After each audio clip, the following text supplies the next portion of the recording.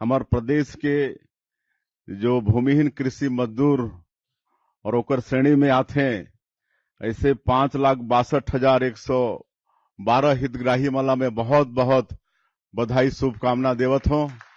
जीवन के आज योजना के अंतर्गत 10-10 हजार रुपया मिलत है। हमारे प्रदेश में भूमिहीन कृषि मजदूर हैं, जेकर श्रेणी में गुनिया भी आते हैं।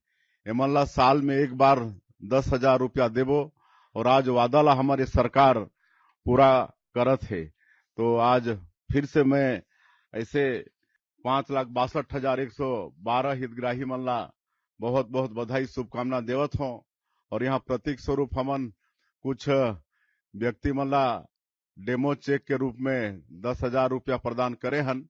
सब विधानसभा में प्रतीक स्वरूप हमार मंत्री सांसद विधायक मन सब देत हैं। बाकी बहुत जल्दी कलेक्टर के माध्यम से आपन ला 10,000 रुपया मिल जाही। एमे हमार प्रदेश के बैगा गुनिया एमन ला भी लाभ मिलने वाला है। और मैं सबसे चाहूं कि एकर कोई अच्छा उपयोग हो, परिवार के विकास बर उपयोग